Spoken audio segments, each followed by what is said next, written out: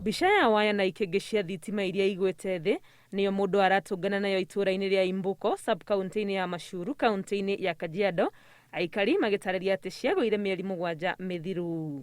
Hii vigingi yote vile tu ikiona imeanguka mpaka Kunju. Hakuna hiki inakaa chini, imeanguka yote kuanzia Imbuko mpaka hii line yote mpaka kwenda Kunju.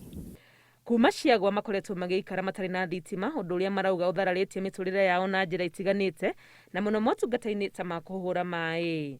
Na tumeona shida sana mpaka saa hii maboma ulikuwa na mastima, kuna borehole ilikuwa inatumia maji ya stima, ng'ombe ipate maji na makanisa.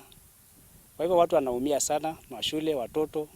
Hakuna watu ambaye anasaidika katika area hii ya Imbuko. Na tuko na borehole mingi sana ambayo ilikuwa inatumia stima, na saa hizi hata maji ya kunywa ni shida, kwa sababu hata mifugo yetu inateseka, watu wanateseka kwa ukosefu wa maji, kwa sababu tulikuwa tunatumia hii stima kutoa maji kwa borehole mpaka nyumbani. Marauga makoretwo magĩikara na guoya nĩ ũndũ wa ciana ciao iria ituĩkanagia gũkũ wa ici ikomete, na igũrũ rĩa ũguo magetigĩra ciaya kũiywo na kũritũhia ona maũndũ makĩria. Sababu inaanza kuibiwa, ambapo inaanza kuja kutuletea maeneo hii shida, isemekane ni sisi watu wa eneo la hapa ndio tumeanza kushokora na tukaanza kuiba.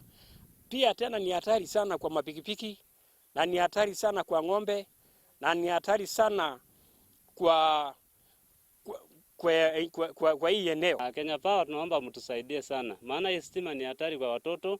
Naona posa stima zinaanguka kila wakati na tunapata tabu mingi sana. Afithaa wa Kenya Power Samuel Kamwira uria twaranĩirie nake na njĩra ya thimũ augĩte raini ĩno nĩ ihoretio thitima, gũkũ akĩũria mũingĩ kũgĩa na wetereri amu kũrĩ na mũbango wa gũthondeka thitima ciao. Ngĩribotera Inooro TV, rĩtwa rĩakwa nĩ Wangũi wa Mwangi.